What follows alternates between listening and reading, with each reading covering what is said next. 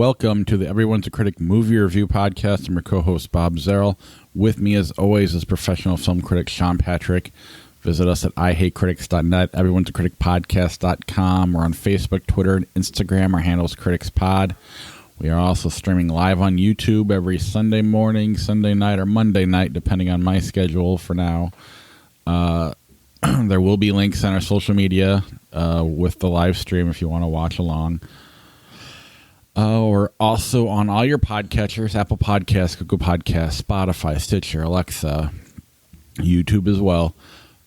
And subscribe to the show there, rate and review the show, and we have a contest if you do give us a 5-star review. Sean, tell me a little bit about that.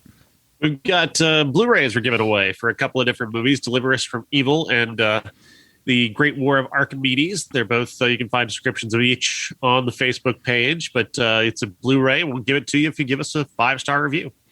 We've got 9 available. And I do check the Apple reviews, but I don't know where the other ones are.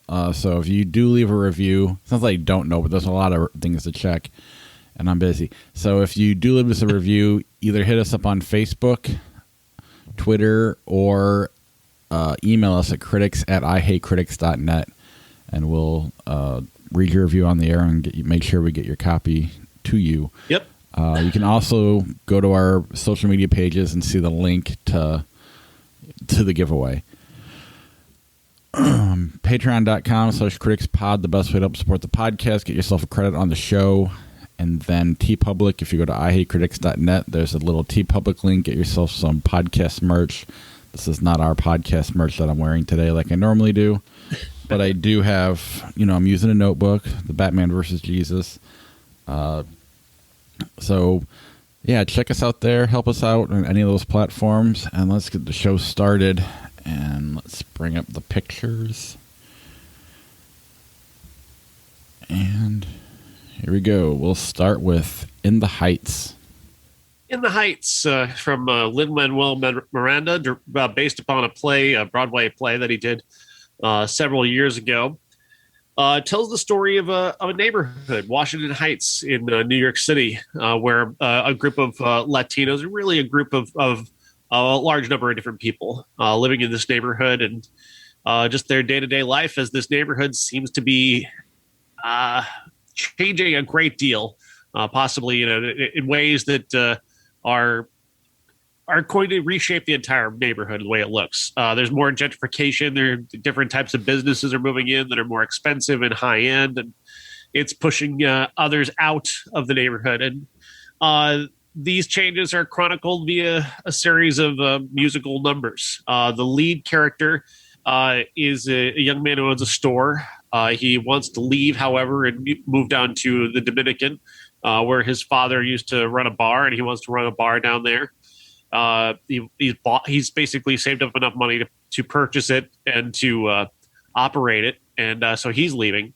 The other side of the group, on the other side of the coin, Jimmy Smits is a character who runs a car service, who is a big part of the community, but he's having to give up a lot of his money to pay for his daughter to go to college, and he may actually have to sell his entire business in order to do that. There's a hair salon as well that is also in this neighborhood that is planning to leave for a higher end neighborhood because they can make more money.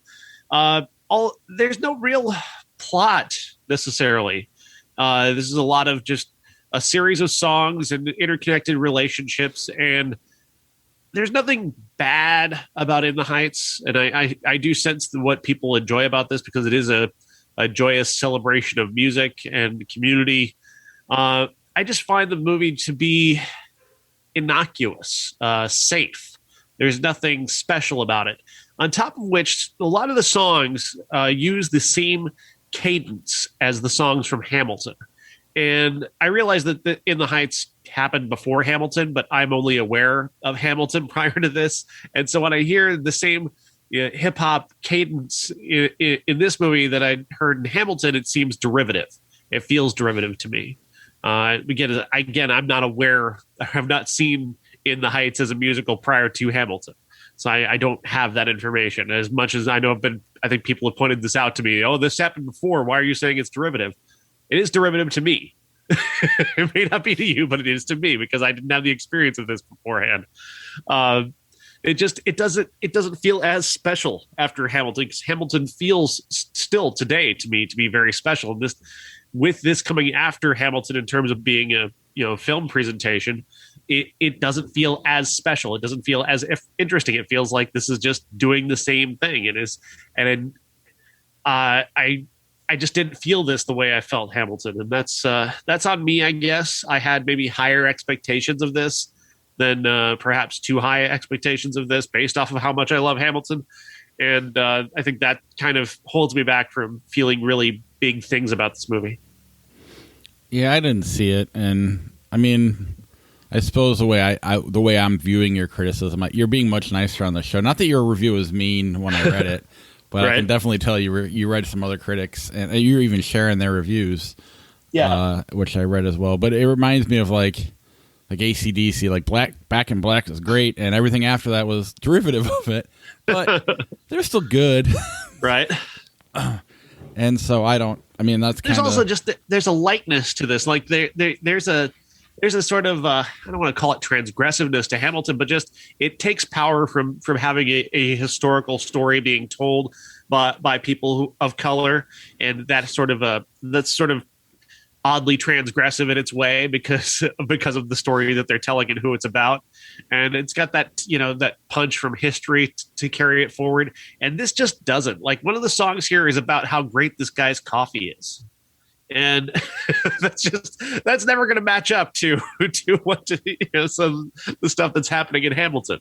But I mean, looking at the trailer and what it's about, this could have had more of a punch. I mean, there is a story here that could be more punchy, and it sounds like they didn't go with it, or they didn't go with. Well, I think what you're talking about is the Dreamer stuff, and that came about after this had been already made, and so they kind of went back and drew that into the story afterwards, and so they couldn't necessarily take advantage of that. Would it have been better with it out? Because I mean, watching the trailer, made me kind of expect that was going to be more of a focal point of the movie. And again, I didn't know about this until the movie. I started seeing trailers, right? So that's why I wonder if if you're not expecting the punch, would it? If you can just watch it for what it is, would it have worked more? And maybe putting that Dreamer stuff in the trailer as much as they did hurt it. I don't know if that was necessarily a good move, putting it in the trailer. It kind of created a lot of expectations about this having a more of a political vibe, and there's no political vibe in this movie at all, aside from two scenes, maybe. It is on HBO Max and in theaters if you're interested in seeing it.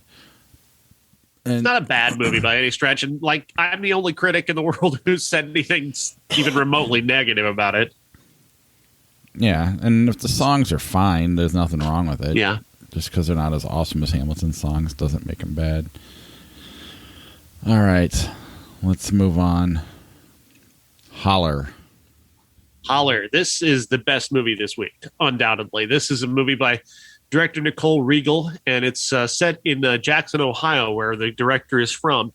She actually grew up in this area and doing what these characters in this movie do, which is scrapping, not stealing, but just gathering as much metals as you can and trading it for cash at these places that take metal for cash. And her and her brother are kind of on the very, very, very low end of the economic spectrum. Their mother, played by Pamela Adlon, is in jail for part of her drug addiction, and they end up getting this opportunity from this guy who owns a scrapyard to join his crew that kind of scraps in a way that is rather illegal and very dangerous. There are all these former factories in Ohio, these empty factories that have been empty for years, corporations that ran off to Mexico, leaving behind these massive metal contraptions, and they're guarded because these companies still own these places. They just sit there empty,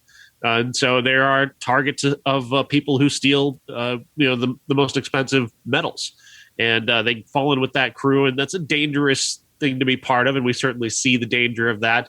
Meanwhile, she's also on a college track. She's actually earned her way towards potentially getting a scholarship because her brother actually put her up for one, and there's a good chance that she could get out of this.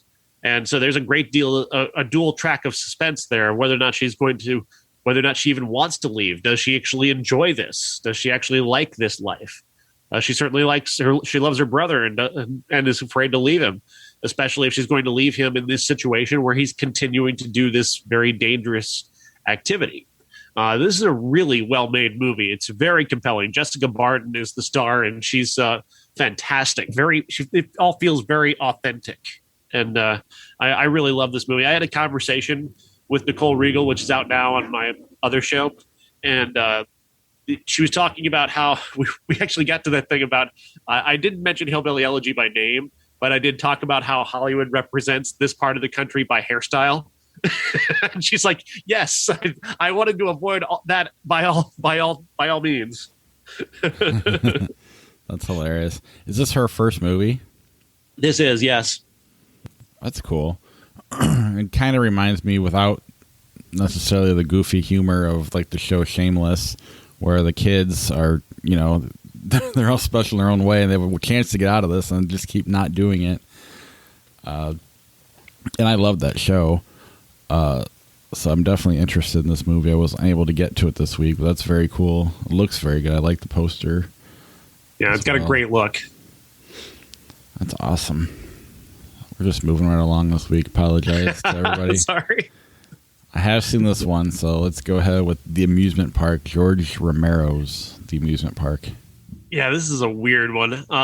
So 1973, I think it was, George Romero was hired by the Lutheran League of Pennsylvania to direct a movie that was intended to show the struggles of aging.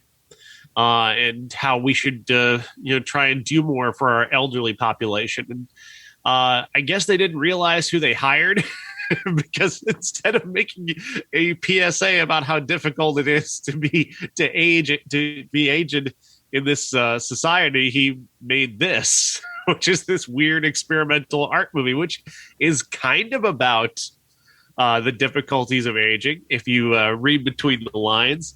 A man in a pitch perfect white suit walks into a room where a version of himself is already sitting, battered and beaten and bloody and crying. And he's kind of curious, like, why are you like this? Why don't you leave? Why don't you get up and go outside? Come on with me. We'll go outside together. And the man just refuses. And the man who is well dressed and looking nice is going to find out why he's already sitting in that room. Bleeding and bloodied and crying. He walks out into this amusement park and immediately he's just set upon by crowds of people and it's very overwhelming. He ends up getting in line to purchase tickets, but instead of people buying tickets, it's people selling their most prized possessions so that they can buy tickets to go to this amusement park. He goes on a ride. And it's disorienting and frightening for him, and a lot of symbolism going on here. Is the movie scary? It's weird. I know it's weird. It's a weird movie. I didn't connect with it the way a lot of people did. This is another one. Like In the Heights is at 99% on Rotten Tomatoes. This is at 99% on Rotten Tomatoes, and I didn't really go for either one. Yeah, this one's more about to me the backstory than it is the movie itself, because it's like you said, it's a PSA, it's an educational film directed by George Romero, and educational films don't need symbolism because they're educational films. So he goes off and makes a movie with symbolism in it, and it's over the top. It's really neat looking. The way the old people walk like, I mean, I shouldn't say it looks like a Romero movie. They're walking around like zombies, and I don't mind the image, the imagery, I guess, but the movie itself is like, it's not great. It's not entertaining per se. It's just weird, and he made an art film instead of an educational film, which in a way I appreciate that because it's kind of funny, but it's still it's not a movie. It's it's only 53 minutes. Yeah. Right. So it's just kind of, and the educational stuff is very not realistic at all, because it's like Sean said, it's symbolism. They're using a lot of that. So it's just kind of, the idea of what happened is neat to me, and that's kind of where it begins and ends. And I feel like people are bringing that to their reviews, because it's not really a movie. At least that's my opinion. There's no, it's just a series of things that happen. One scene has him in bumper cars, and he witnesses what appears to be these people start acting out this bumper car situation where an old lady's bumper car hits a young man's bumper car, and they treat it like it's an actual accident, and he gets involved and says it was the young man's fault, and the cop won't believe him because he's old and he didn't have his glasses on, and disrespects him. Another scene has him, for some reason, at the amusement park, he's buying his groceries and he can't carry them all by himself, and nobody is willing to help him. And I guess that's symbolic of a society that refuses to help old people even carry their groceries. Which, I get what you're saying, but why is it here? Why is this happening? Well, it was like, why is he buying groceries? It's like the worst thing that can happen to any elderly person happens to everybody in this amusement park. So it gets to the point where you start rolling your eyes a little bit, at least in terms of the point of the movie. But at the same time, it's a little bit, there's a little bit of art in it, which takes away from the educational part of the film. And there's some really big visual elements that are, classically Romero, I guess. But that's, I know, it's almost more just like the punk rock feel of it, because it's supposed to, it was it was for hire, it was something he didn't want to do, and they just said, hey, will you make this for us? And then they saw it and they were like, what the hell is this? And they never released it. And they threw it in a basement somewhere, and somebody just happened to find it. And that's crazy. But yeah, I don't know. I don't think anything beyond the big Romero fans or even the horror fans are good. I know it's got a good review, but I don't think every critic's watching this movie. If I'm being honest. All right, what do we got next? Take Me Somewhere Nice. Take Me Somewhere Nice is a Danish film about a woman who lived, whose father is Croatian. He lives in Croatia. She's going to see him as he is supposedly dying, or he is dying in a hospital in Croatia. She's never been to Croatia. She can barely speak the language, and she doesn't know anybody in Croatia aside from a cousin she's not seen in many, many years. Her mother arranges for her to be able to go, but doesn't go with her. She arrives in Croatia. Her cousin is just a total jerk who just absolutely not helpful at all to her in this situation. And he basically says he's not going to take her. She falls in with one of his friends, Dennis, and the two just kind of throw down and have sex like right away, which is cool. It's like it's the best sex scene in the movie that has several of them, because it's just two people who are just kind of bored and just kind of like each other and want to have sex. And it's like, yeah, I get that. I get the fun of that. It makes sense to me. There are other sex scenes in this movie, though, that are kind of weird and out there, and kind of, one of them is just kind of really off-putting, and that tends to happen in this movie. This is a movie that doesn't have much of a story. She decides to go on her own to try and get to the hospital. She ends up being left behind by her bus, and she kind of falls in with a couple of different people. She considers actually going into prostitution for a short bit just to try and make some money, because she doesn't have her bags. They were left on the bus. Then the cousin and Dennis show up, and they do help her, and they do take her eventually. And it's a lot of road movie stuff, and a lot of people have said these are very funny things. I didn't find this funny. This is another 99% movie on Rotten Tomatoes, and I don't get what people saw in this movie. I didn't find it funny. I found the look of the movie is incredible. Like the director, Ina Sendajarevic, is incredible in terms of being a director. She's got some really terrific visual sense. She really a lot of scenes really pop. She makes interesting choices on her angles and cinematography is just fantastic. But the other aspects of it, like the weird sex stuff, it's I've read other critics who are praising her sexual liberation, and I kind of find that maybe that this is more of an American thing. Like when we see characters now that female characters especially who are openly sexual, we praise that. And really, I think in Europe, it's just more of a like, yeah, no, she just likes to have sex. It's a perfectly normal thing to do. You guys are just really repressed. So, yeah, you're right. I find that that I didn't find that aspect of it to be that interesting, because it's like, yeah, she likes to have sex. Good for her. Well, the review in the Times says haywire sexuality. Now, does that just mean a lot of sex, or is it like weird sex? It's weird sex. Okay. Two of the scenes are very weird. And I don't want to spoil anything, because one of the scenes comes at the end in a very bizarre circumstance. And I spent a lot of time thinking about the circumstance of it and trying to understand like what the point of this was, and I couldn't, and I just got frustrated. And I just don't think that's the experience of this movie that the director wants me to have. I don't know why any director would want to leave the audience just frustrated. I didn't find it funny. I didn't find it dramatic. I found it weird, and I found it didn't make any sense to me. I can't really spoil this movie, because it's not a movie that has any kind of twists or turns to it. It's not a movie that has like a typical beginning, middle, and end. It's an experience movie. And as an experience movie, I can definitely see what some people like about it. Maybe it would play better in a theater instead of me watching it on a screen or at home, where you can't escape from it. Maybe, but I still don't see what other people saw in this movie. There are surreal scenes, but I didn't feel like I felt the surreality of it. It doesn't really underline how surreal it all is very well.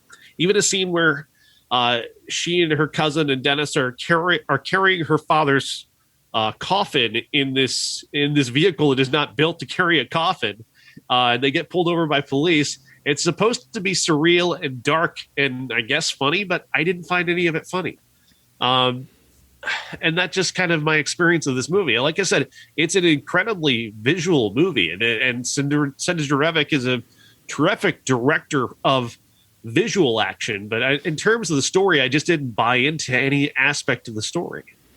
Is there any element of, back to the sexuality of it, the fact that we are American,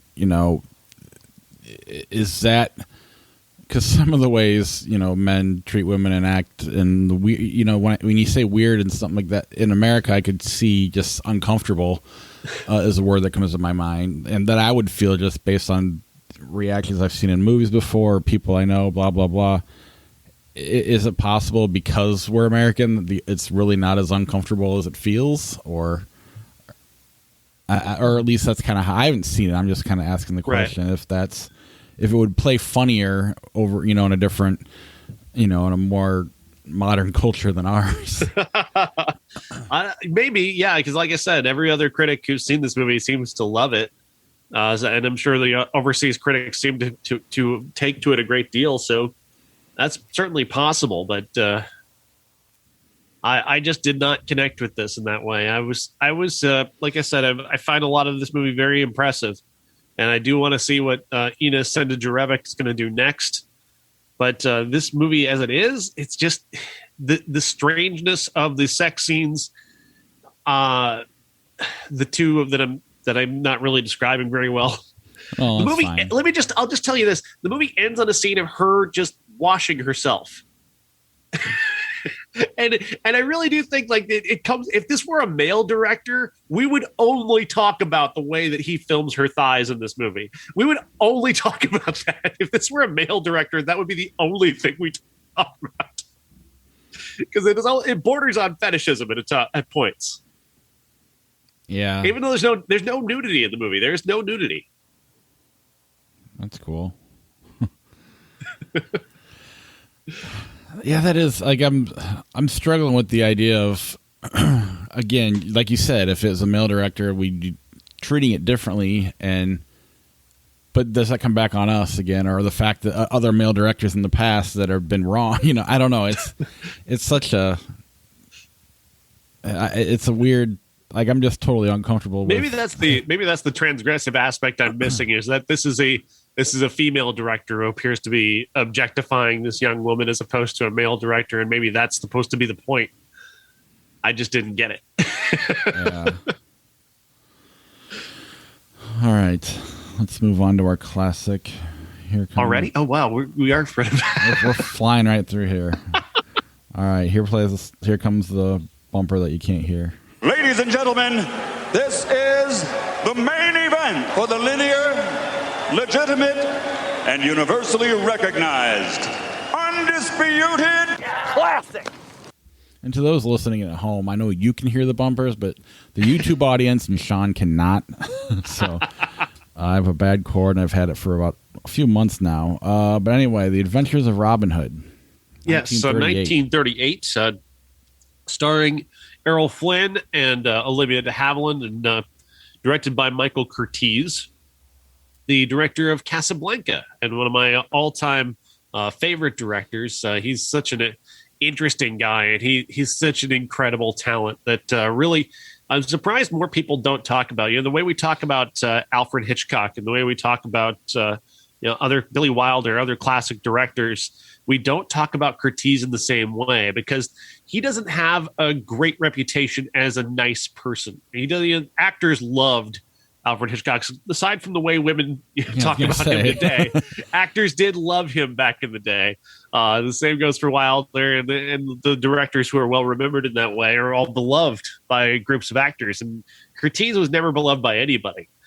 He was a demanding guy, and he and Errol Flynn hated each other, which is great to know, because Errol Flynn's a terrible human being if you drill down on his life. But he's fantastic in this movie, though, as the legendary character Robin Hood, who robs from the rich to give to the poor. And this is a smiling, happy adventure that really Cary Elwes really remade in Robin Hood Men in Tights. There's a lot of touches in this movie that are directly from that movie, or directly from this movie, which is nice. The introduction of Robin to Prince John is the same scene, essentially, with him carrying a deer into the hall and dropping it on the table. It's essentially the same scene, which is great. You can tell that Mel Brooks watched this version of Robin Hood a lot. And it's a typical Robin Hood story. He gathers his merry men in Sherwood Forest, and they battle Prince John and a guy of Gisborne, who's a interesting character who's been kind of forgotten in many other different versions of this story. Interesting to note here, and we're going to talk about another movie that inspired the choice of this in a moment, but how this one has the Sheriff of Nottingham almost absent. He's a cowardly fat guy who just kind of hides from all the action throughout the movie, which is an interesting way to play that character, who becomes over time the most important character in terms of being a villain in the Robin Hood series. I really enjoyed a lot of this in terms of the Technicolor shooting, in terms of Olivia de Havilland's performance. The supporting cast, Basil Rathbone, is fantastic, and the fight scenes. Curtiz was specifically hired to build up the fight scenes in the movie, and he did most of the interior shooting in this movie, and that's why those fight scenes are so spectacular. The sword fighting in the movie is very realistic. They used real swords, and they used real sword choreography. At one point, Curtiz really wanted it to look real, so he had a guy take the tip off his sword, and he accidentally kind of stabbed Errol Flynn a little bit. Accidentally. Oh yeah, this movie's really good, and the fight scene between Basil Rathbone and Errol Flynn, using the shadows at one point, and just the sound design and the footwork, it's immaculate. It's phenomenal. It just looks great, and that's really the hallmark of Curtiz is his ability to capture scenes like that. It is a bit light and airy in terms of the types of It doesn't really have much in terms of the political themes of Robin Hood. We get a whole lot of things about Normans and Saxons and so on, which who cares? And not a lot about the actual class warfare. We get a sense of that Prince John is harming people, but not as much a sense as we'll get from other Robin Hood stories of the damage that he's doing to people.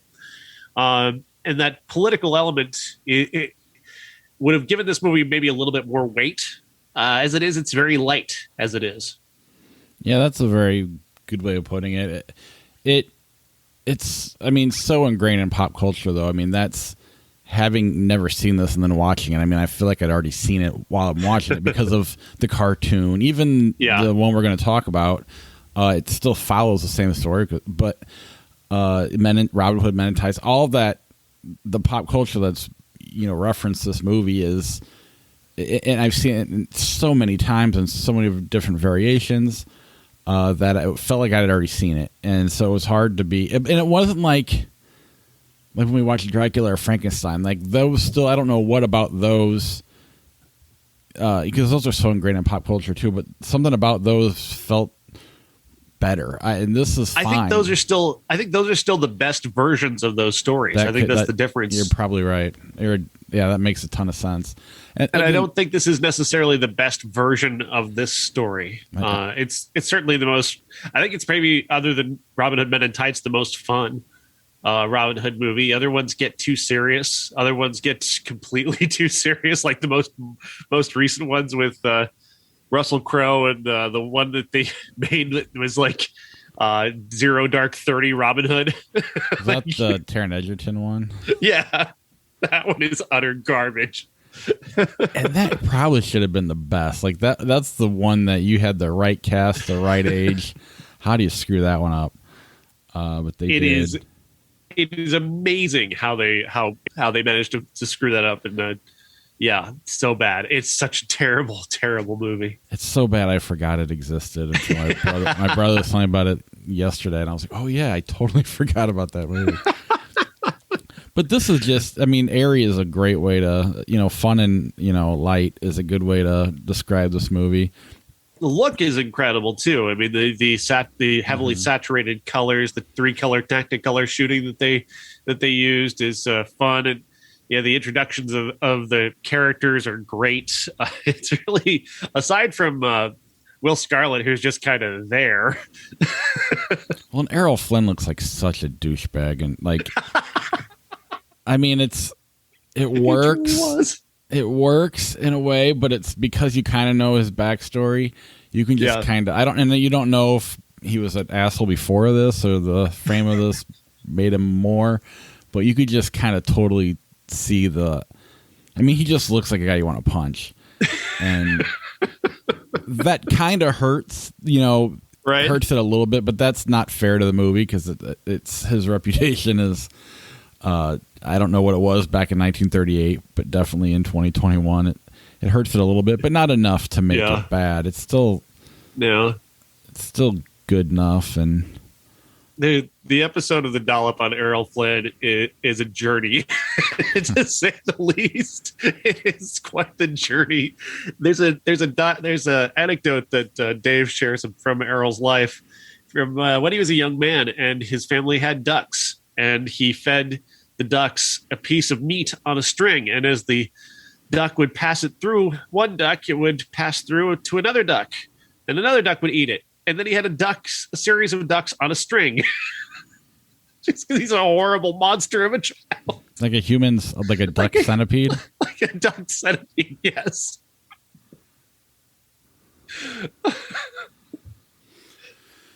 He bought a woman. He bought a couple of different women over time, just randomly purchasing women from their fathers to then seem to marry and then discard as they got out of their teenage years. Sadly, there's a handful of heroes of mine that have similar stories that I like to pretend don't exist. Yeah. Yeah. But it doesn't. This movie is still amazing, though. Yeah. At least Curtiz's part is really good. it is exceptionally well directed. I don't think that can be denied. And I think the more I experience Curtiz movies, I'm just so happy with the experience. Like I watched his movie Dr. X for TCM Fest, and that was a really great movie. And I wanted to watch his movie The Walking Dead, but that one's not available. But it looked amazing. And he's just so good. He even made, like I said, and I know you disagreed, but I thought he made Elvis into a great actor in that movie, which now escapes me off the top of my head. The New Orleans one, Kid Creole. I thought he did an amazing job directing that film. Well, I also hate Elvis, so there's an element of that I'm bringing to the table. The Justin Bieber of 19 whatever. Olivia de Havilland is still alive. Really? Isn't that crazy? She's 101 years old. Awesome. I mean, she might be dead. I'm not sure. She was 101 years old last year when she was being interviewed every 10 minutes about Feud, the TV series. Nice. All right, let's move on to Robin Hood, Prince of Thieves. Robin Hood, Prince of Thieves, Kevin Costner's blockbuster take on the Robin Hood tale from 1991. It co-stars Morgan Freeman and Alan Rickman. Alan Rickman, yes. Christian Slater. Christian Slater. And just another Robin Hood movie.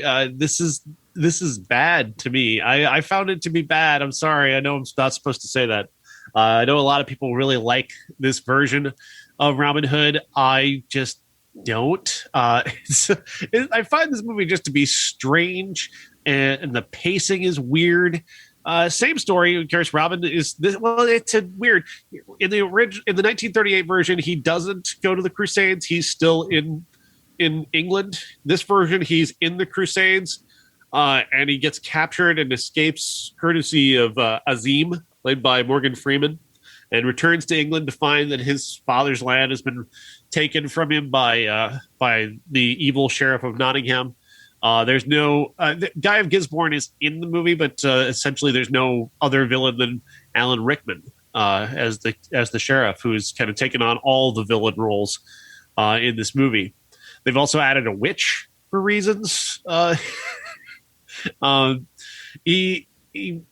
Same story. He gathers up his various merry men who are going to help him battle back against the evil of the sheriff, who's taxing people and torturing people. And Alan Rickman is just chewing every last bit of scenery that you put a piece of scenery in front of him. He's going to chew on it as much as possible.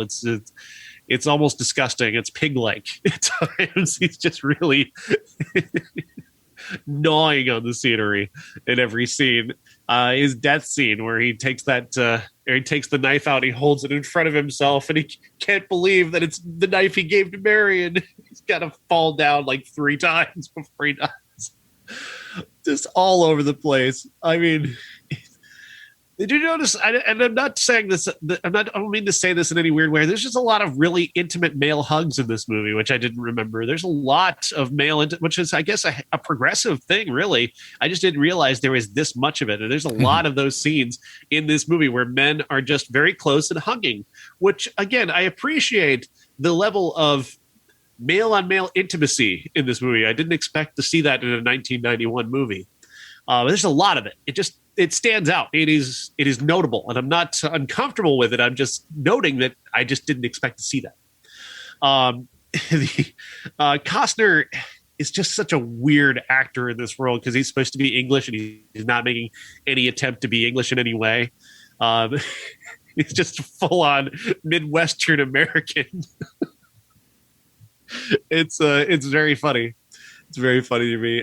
The action in the movie isn't particularly impressive. It's blockbuster style action scenes, but set in a forest in the 1100s. I don't know. I don't think this is a very good movie. I don't think Kevin Reynolds is a very good director. I think Kevin Reynolds, his job is just to do whatever Costner tells him to, and to put Costner over like he's Hulk Hogan in the late 90s. Just make me look good. That's your job, is to make me look good. But he did. I guess. I mean, here's where because Backdraft was just a few weeks ago, and Right. here's why this is better than Backdraft, because of Kevin Reynolds, because his job was just to make Kevin Costner look good. Kurt Russell did everything Ron Howard asked. He was perfect in the movie for what Ron Howard wanted, and it's one of the worst Kurt Russell performances ever. Yeah. And it's not Kurt Russell's fault. He did exactly what he was supposed to do. This is more just, it's more fun in a loose way. Now, because of that, there's pacing issues, but I kind of enjoy when the actors take over. Now, it prevents them from being great, don't get me wrong, but it's just a blockbuster. So because the actors have taken over and done what they want, you know, I thought Alan Rickman was, I loved this scenery chewing. It was memorable. And, you know, I'm also bringing years of this movie. This is a movie I've watched a ton as a kid. So it's not one where I still know the lines. So when I go back, I'm not revisiting it. I'm just watching it again. You know, I'm not finding out if it's any good because I have such a history with it. So I am bringing that with it. But it definitely it did what it needed to do. Again, that doesn't make it great, but I'll take this over Backdraft or pretty much anything Ron Howard's ever done. A brief comparison to underline my point about how Costner is basically Hogan in the '90s is that we're in the scene where Errol Flynn meets Friar Tuck, he's willing to put him over. Where he meets Little John, he puts him over. He lets Little John defeats Robin Hood the first time they meet in The Adventures of Robin Hood. Here, he has to win every time. He has to look good every single time. But but it worked. You know, I liked Hulk Hogan in the 80s, so it was, you know, that's what it was. And, you know, when you put that, and then there's the unnecessary butt scene or whatever, which was, I mean, it was just kind of, it was clearly like, I want to show my butt in this movie, so put this in the movie. And Mary Elizabeth Mastrantonio also is not the most expressive actress. She's not the most compelling. She just seems kind of sad. You know, Olivia de Havilland, like, I bought her being into Errol Flynn big time. Like that chemistry in a couple of those scenes was really off the charts. And here, she just seems she doesn't seem bored. She just seems like a typical damsel in distress throughout. And I know she does some action stuff, but I didn't buy any of it, and it didn't feel like she really bought any of it. And I had such a crush on her as a kid that none of that really, you know, all the context is lost. So I don't know how good or bad it was. I still go back to that memory of when I watched it when I was younger. And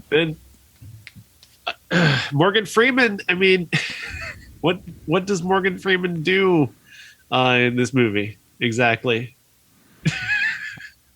I mean, early on he's fun enough, and then out of nowhere.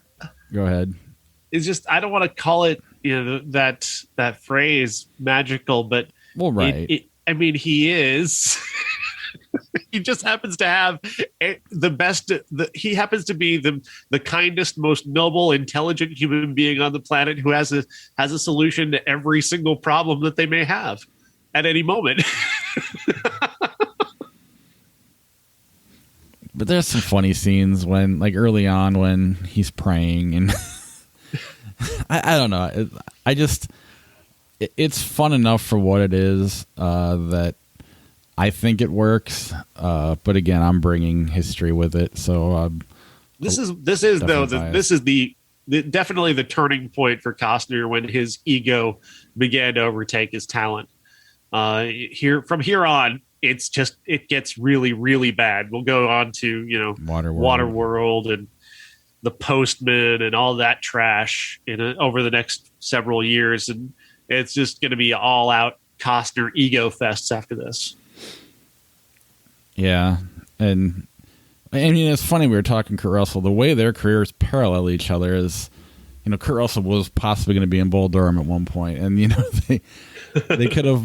You know, he could have had more of the movie star career, and he never got it really till he ended up getting it a little bit later on, I guess, with Tombstone and Soldier and whatever. But and they meet at 3,000 miles to Graceland.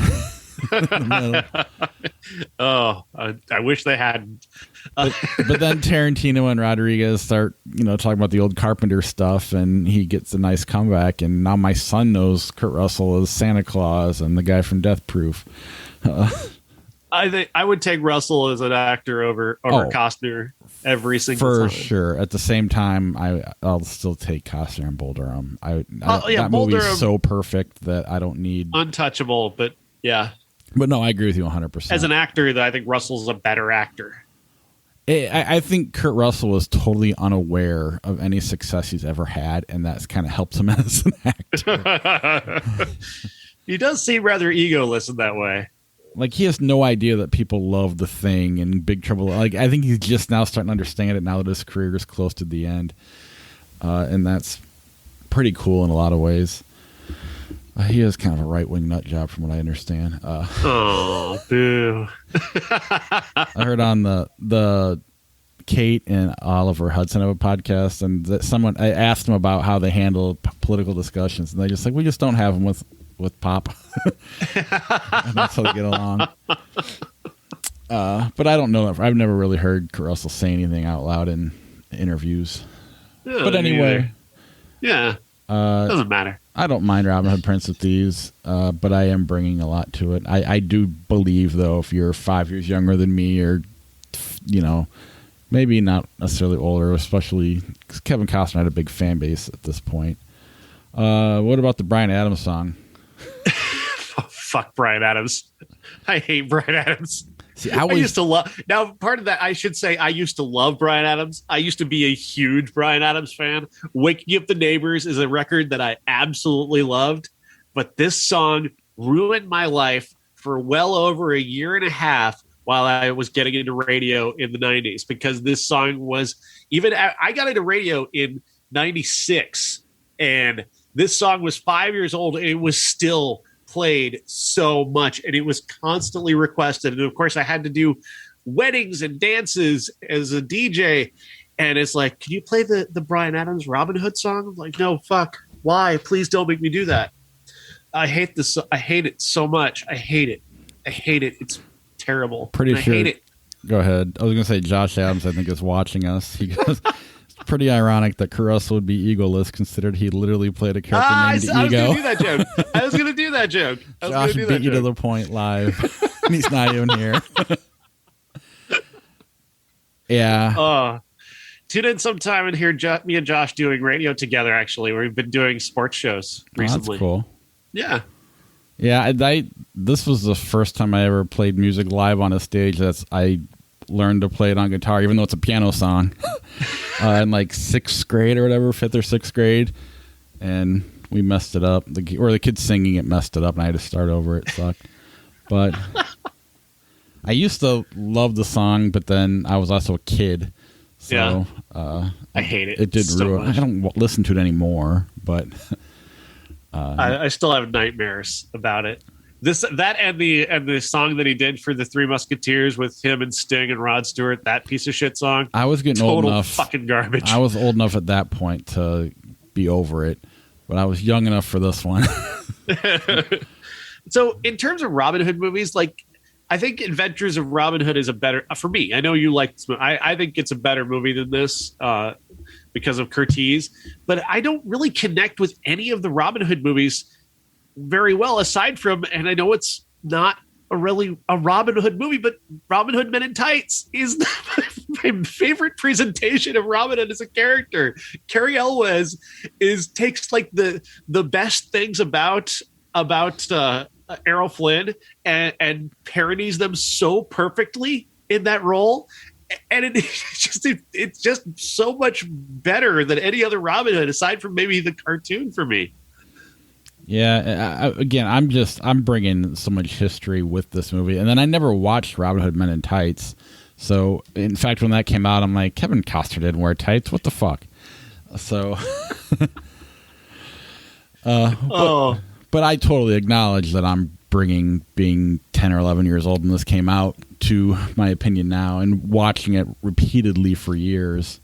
Yeah, I actually saw I've seen the animated Robin Hood and Robin Hood Men in Tights before I'd ever even heard of Errol Flynn and the Adventures of Errol Flynn. So I'd never seen that going into those. So now I imagine if I go back and watch Men in Tights now, it's probably even better now. I'm sure it is. And I might have to watch it just because, one, I've never seen it, and now having seen the Errol Flynn version, I'm sure I'd really appreciate it. I had seen the cartoon, and that was why it felt. And plus, anything with I don't know if Looney Tunes ever did anything, but Robin Hood's been such a pop culture character that it felt like I was seeing the movie for the 15th or 16th time. Yeah, I'm pretty sure Bugs Bunny played Robin Hood at one point, and yeah, it's one of those things that just rob from the rich, give to the poor is something that both you and I believe in as a political strategy. I used to believe in that, but I now own a company, so we're going to see how that plays out. Trump 2024. I am totally kidding. No, I'm with you 100%. But again, I don't. If you are going to go to Blockbusters, though, I mean, you're right. Robin Hood's not. This isn't a go-to movie for me by any means. It just was for a while as a kid, but I'd rather go watch Die Hard or Lethal Weapon or anything else from that. I mean, I just think I was the right age. Fast forward. Ninja Turtles. Ninja Turtles would have been right. I mean, but even in a lot of ways, you fast forward 10 years or whatever, and if I was 11 when Armageddon came out, I'd probably still defend that movie. This isn't much, but this is as stupid as that is in a lot of ways. Well, so I think that movie's much stupider than this, even. But either way, I don't. The Robin Hood movies that have been made recently, like I don't know what Russell Crowe was thinking with his version of Robin Hood. It was really dark, and it had like none of the fun, and he's way too old to play the character, and they're putting it into just the absolute wrong context, and he doesn't appear to have any fun doing it. I don't know why they thought it was a good idea. Sean Connery played Robin Hood in a movie back in the 70s. I've not seen that one, but it's called Robin and Marion, which I guess makes it ironic that here he comes back and plays the king in this movie. Yeah, they're like, we got to bring someone back from one of them. Was Errol Flynn still alive when this came out? Given the number of venereal diseases he had, I imagine he was dead by the 60s. All right. Well, that is our show. How do I get out of here? Stop sharing. There we go. Come on, mouse, where you at? I have no idea how to get out of this thing. You see anything? I just see Robin Hood. I don't know. I can't see him with cursor. I just want to stop the share. There we go. All right. Next week, we've got The Hitman's Wife's Bodyguard. Is that the order? That is what it's called, All yes. Right. Fatherhood, the Kevin Hart movie on Netflix. The Serpent, Aquila's Escape. And A Crime on the Bayou, a documentary. 1991, we got Dying Young, The Rocketeer, and Where Angels Fear to Tread. I don't want to oversell The Serpent to anybody, but it may just be the Room of action movies. Which room? The Room. Not the Academy Award winning one. Okay. All right. Yeah, I'm gonna have to watch that one then. I watched a movie this week called Eat Wheaties. It's actually pretty fun with Tony Hale. What is it? It's about Tony Hale plays this guy who just kind of discovers Facebook for the first time. He works in an office, kind of an awkward guy, and they're having a college class reunion, and they want him to be on the board, but in order to be on the board, he's got to sign up for Facebook. Well, as he's signing up for Facebook, there's friends people you may know as friends, and Elizabeth Banks pop up because she went to college with him. Elizabeth Banks, not the actress. I mean, the actress, but playing herself. And he keeps telling people he knows her, and they were friends in college. And so he just keeps sending her messages on Facebook. Well, he doesn't know that he's doing it on a post and not a message. Oh God. And then he reaches out to her publicist to get an autographed picture for his brother, and it's very innocent, but because of his because of how I can't think of the word, clueless he is to how Facebook works, he comes off as a stalker. So then he gets oh my God, what's the word when you can't Blocked? be around person? No, they put a legal restraining order. restraining order. Their publicist puts restraining order on him because they think he's harassing her. He loses his job. He loses everything over this. And Elizabeth Banks doesn't check her Facebook page, so she's not there to help him out. He ends up hiring Paul Walterhouse, is that his name, to be his lawyer? Paul Walterhauser, from Cruella. Yeah, to be his lawyer because he can't afford anybody else. And it's just kind of a comedy of errors type movie. It's not great, but it ends up being a lot of fun. I should have sold a little more, but it's just kind of it's just a fun little movie. I recommend it. Liza Cuthbert's actually really good in it. That's something you don't hear often since 24. Wait, I read, but there was an article linked at the bottom, another article that I was reading that says she's not cast in Hollywood movies anymore. I don't know. It was a fun little movie. I mean, you'd never heard of it, so that's how. Where is it? Yeah, where'd you see it? I saw it on Amazon. I couldn't get my wife watched the trailer to everything, and I'm like, I have to watch the Amusement Park, and I got to watch these two Robin Hood movies. If any of the other movies look good to you, we'll watch those, and she didn't want to watch any of them. And then Eat Wheaties just sounded fun, and it ended up being pretty fun. Now, sometimes you just like a movie and you find out it's bad later on. It seemed good at the time, so I do recommend checking it out on Amazon. They did a pretty terrible job of promoting it. Oh yeah. And it's not a great title either, and Sarah Chalk plays the agent of Elizabeth Banks. So I don't know. It's is Elizabeth Banks actually in the movie or nope? You hear her voice at one point. Wow, that's cool. Yeah, it's I enjoyed it. But yes. Before we go to Flickchart, head over to our patreon.com/criticspod to help support the podcast. If you want some TeePublic merch, IHateCritics.net, and click on the right-hand TeePublic link up in the right-hand corner. And don't forget to give us a 5-star review to have a chance to win a couple of Blu-rays. And let us know at critics@IHateCritics.net that you left a review, and we'll read it on the air.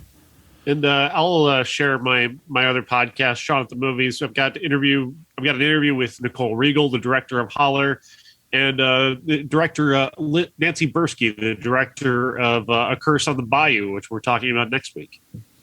Awesome. Let's move over to Flickchart here. And now that Josh is watching, he can actually be upset by our choices. So we pick against Alien every time. Or Lord of the Rings. Don't forget that one. Man, maybe we'll play unless my cursor is not being kind to me. There we Yikes. go. Might have to get a new computer. That sucks. All right. I Heart Huckabees, Batman Returns. I Heart Huckabees for me. Absolutely. Eternal Sunshine of the Spotless Mind, Grandma's Boy. Eternal Sunshine. Breakfast at Tiffany's, Snowpiercer. Snowpiercer. Absolutely. Ugh. Pacific Rim, The Avengers. The Avengers. Now You See Me, March of the Penguins.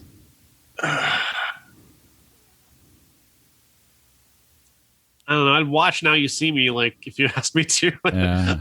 I appreciate March of the Penguins. I don't think Now You See Me is bad. Josh says his favorite Robin Hood movie is Fight Club, and We Are Cruel. The Boondock Saints 2, All Saints Day, The 10. The 10 isn't even a very good movie. And it's still better than Boondock Saints. especially part 2. Not that Amen. I would have picked over Boondock Saints as well, but part 2 is even worse. Eagle Eye, Rush Hour 3. Eagle Eye. Agreed. Shoot 'em Up, Good Morning Vietnam. Good Morning Vietnam, but I do have a secret love of Shoot 'em Up. I agree. The Dreamers, The Sixth Sense. The Dreamers should have been so much better than it is. The Sixth Sense. Agreed. Rain Man, Matchstick Men. Matchstick Men. I still like Rain Man a little bit.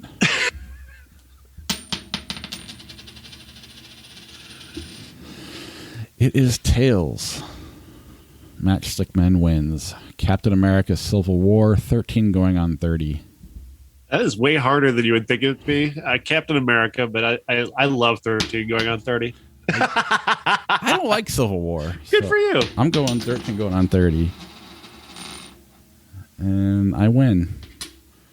Good. I'm glad. It was very close for me. Secret Window, The Best Years of Our Lives. It's been a while. I'm not sure. I Want think me to- I've seen Best Years of Our Lives. I don't have We'll you. just You've remove not it. seen it. I haven't Yeah. seen it, so let's just move it. Secret Window, Tommy Boy. Secret Window. Yeah, I feel bad for not representing Tommy Boy, but I've never been a huge fan. Brand Upon the Brain. Never heard of it. Me either. The Pink Panther, Just Visiting. Good God. Fishing with Gandhi. There was a point when somebody thought that John Reno would be a huge American comedy star. What was anyone thinking in 2001?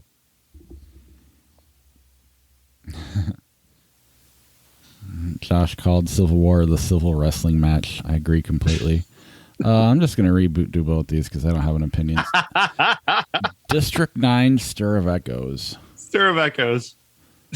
This is really hard for me because I do like District 9, but I really like Stir of Echoes too. Stir of Echoes really underrated, I agree completely. even without Kevin Bacon's dick in it. No, it's District 9 because there's no dick. Splash, 12 Angry Men. 12 Angry Men. Yeah, it's like Daryl Hannah's butt or 12 Angry Men. Caddyshack, Gone with the Wind. They've actually digitally removed I Daryl know. Hannah's butt. I know. Then it's definitely 12 Angry Men. Caddyshack. I agree. Fuck Gone with the Wind. Star Wars, The Last Jedi, The Maltese Falcon. I do love Maltese. when classics come up against Star Wars. Maltese Falcon. Yeah. Although most Star Wars fans aren't upset that that Last Jedi lost. Tropic Thunder, Blade Runner. Blade Runner. Yeah. History of the World, Part 1, Sin City. Sin City. Agreed. Thor Ragnarok, Underworld. Thor. Yep. Star Wars, The Last Jedi, Robin Hood, Prince of Thieves. Star Wars. I do like The Last Jedi, so I can take my history and understand it properly. School of Rock, Natural Born Killers. School of Rock by a lot. Absolutely. For me. Have you heard the horrible news about? Yeah, that was terrible. That One of sucks. the drummer. kids died. Yeah, got hit by. He was really talented. He was really talented. Awesome. Well, my son's playing drums now, and he went and told his drum teacher about it, and the drum teacher already knew, and he goes, what got him into drums was wanting to be better than that kid went, because he was the same age. And Yeah. so that's just a sad story. Three Musketeers, Team America, World Police. This is fun for me. You pick. I don't really have any passion for either one. I hate Team America, but I don't love Three Musketeers. I love Team America. And we talked about the song from Three Musketeers. So, Strangers on a Train, Deadpool 2. I love Strangers on a Train, but I would actually love to watch Deadpool 2 again. I think that movie's fun. I agree. There's some other Hitchcocks that obviously would be a give me. Chinatown, The Conversation. Chinatown. The Conversation's incredible, though. I haven't seen it. Big Daddy Saw 2. Saw 2. Agreed. The Passion of Anna, The Wizard of Oz. I don't think I've seen The Passion of Anna. Neither have I.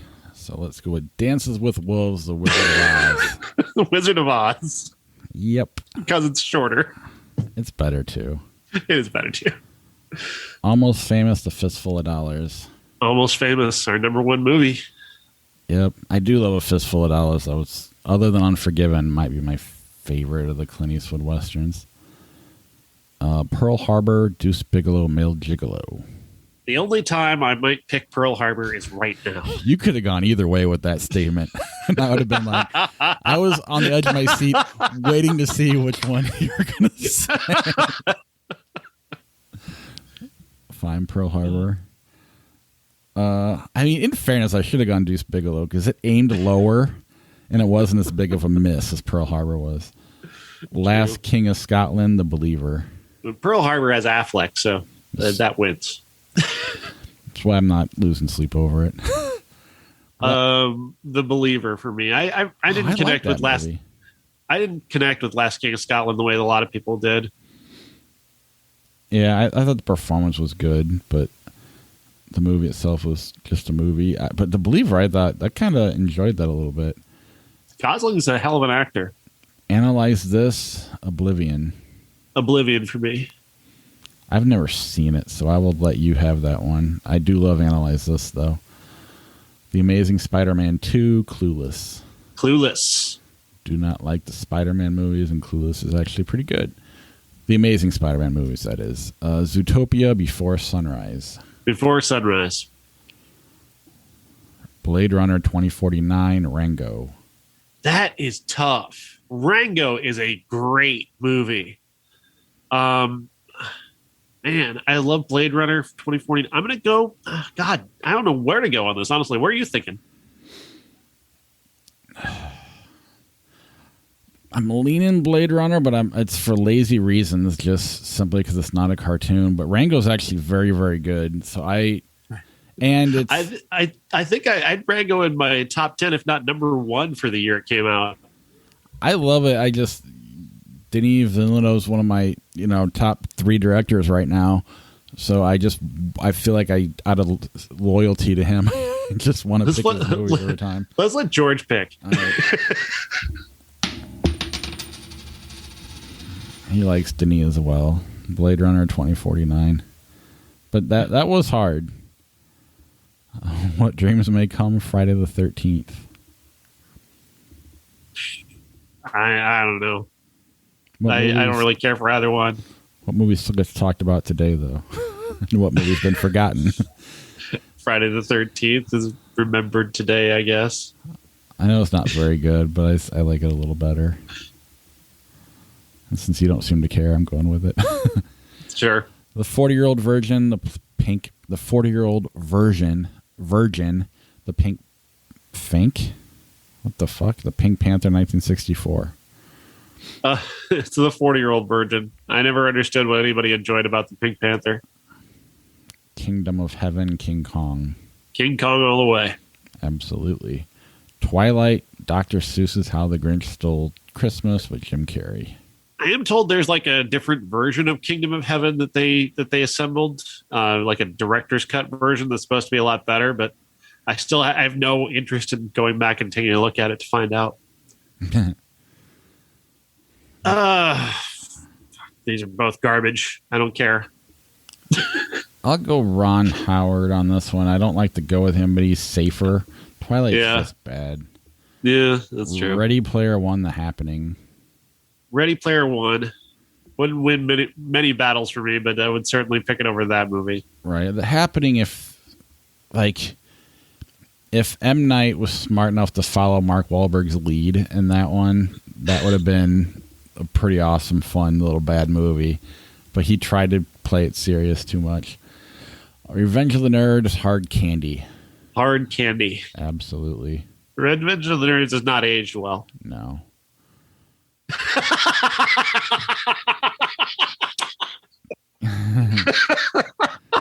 This is the greatest matchup in history. Yeah, it's Casper from 1995 or Henry, Portrait of a Serial Killer. That's This is actually Casper's origin story. It's Henry's portrait of a serial killer. I'm assuming we're going with Henry. Yes. I love that matchup. That was great. Rambo, First Blood Part 2, The Assassin. I've never seen The Assassin. Neither have I. Rambo, First Blood Part 2, Enchanted. Going Rambo Part 2. That was... Anything great that's ever happened in Rambo was from that movie. So... The other ones are just so bad. Well, the first one's okay. God damn it, Enchanted wins. Like the one I actually wanted to win. Closer, The Tailor of Panama.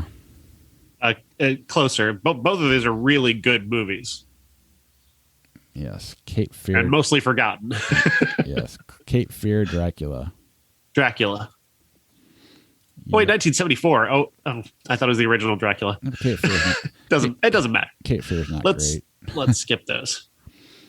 Saturday Night Fever. Despicable Me 2 or Saturday Night Fever. Baby Doll or American Tail, Five Logos West. I've not seen Baby Doll. Princess Bride or American Tail, Five Logos West. Princess Bride. Absolutely. Hostage, Captain America, The First Avenger. Princess Bride is the first time that Carrie Elways played Errol Flynn. Yeah. And then he never stopped in every movie he's ever been in. I'm assuming, though, he's a better human being. I'm just going to get... Oh, yeah. Captain America. Hostage, though, might be the last time Willis was actually good in the movie. Now you got me thinking. He was okay at the end of the M. Night movie before they did Glass. Raiders of the Lost Ark, Slither. Raiders of the Lost Ark. That's fine. I don't really care. A Man Called Peter, The Ringer. Never seen A Man Called Peter. How to Train Your Dragon, The Ringer. How to Train Your Dragon. Mediocre cartoon movie. I agree. Deep Blue Sea, Toy Story. Toy Story. Yep. Crocodile Dundee, The Bank Job. The Bank Job. Mm-hmm.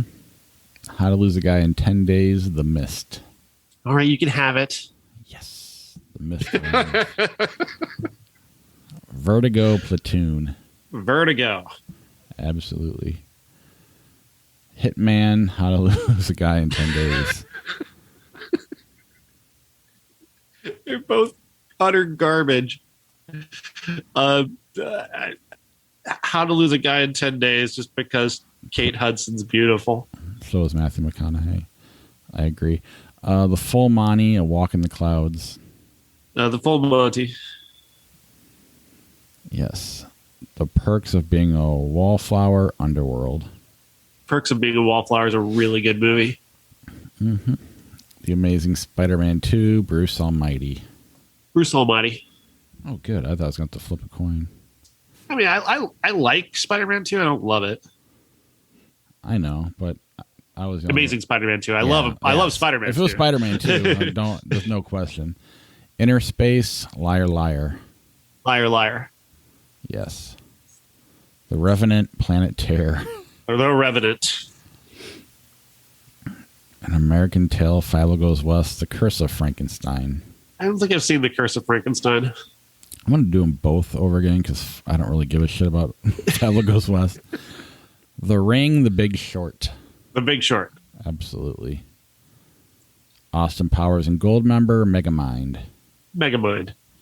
Agreed. Goldmember's the worst Austin Powers movie. Holy shit. Ichi the Killer or Willow. It's Ichi the Killer. It is.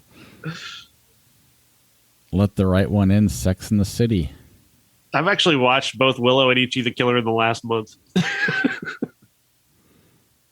Let the Right One In. Absolutely. That poster for Sex and the City is better than the Sex and the City movie. Yes, it is.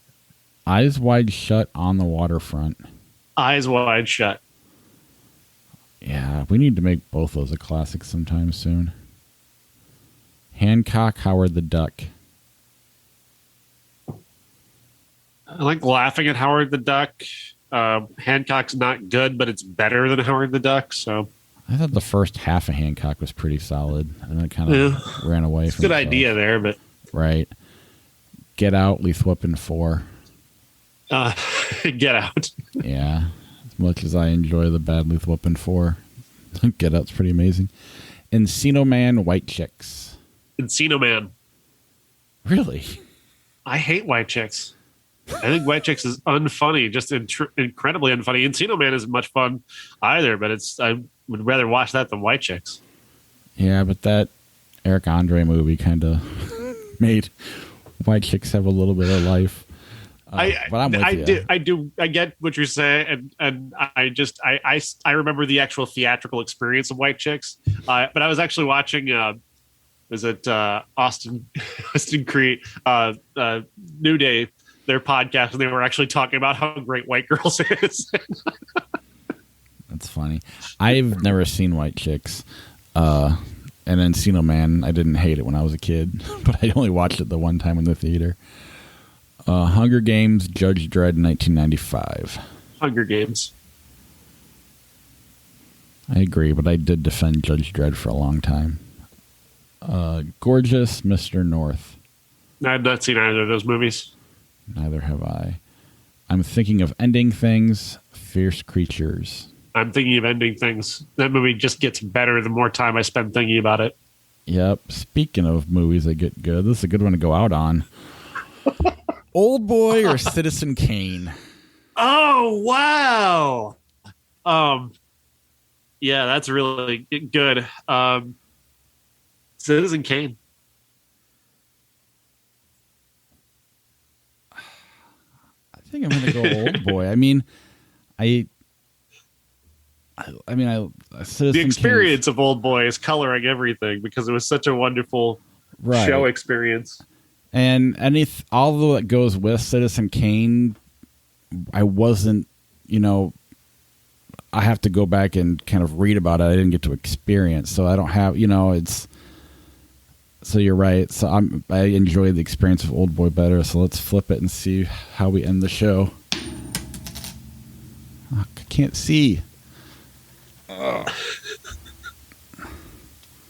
That's heads.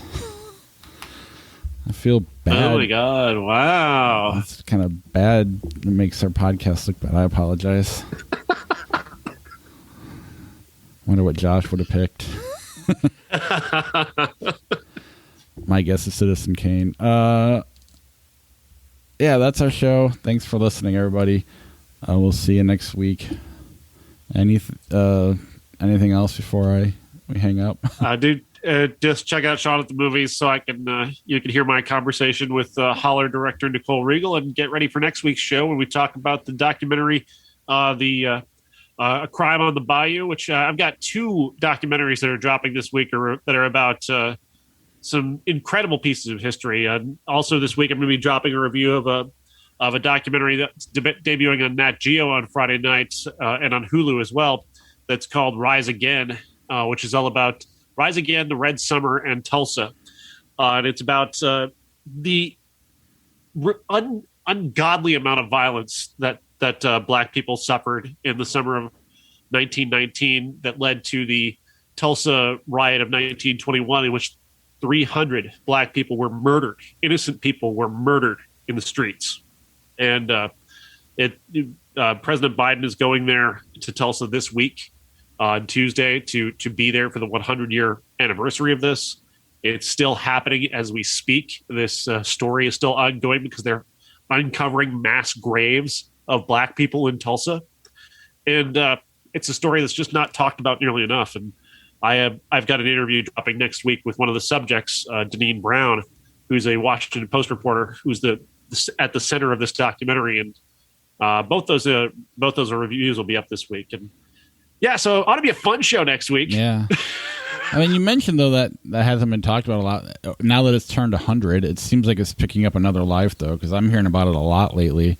So that's, cool if nothing else. Cool is not the right word, but it's good that it's good that somebody's talking about it. Yeah. Yeah. All right. We'll see everybody next week.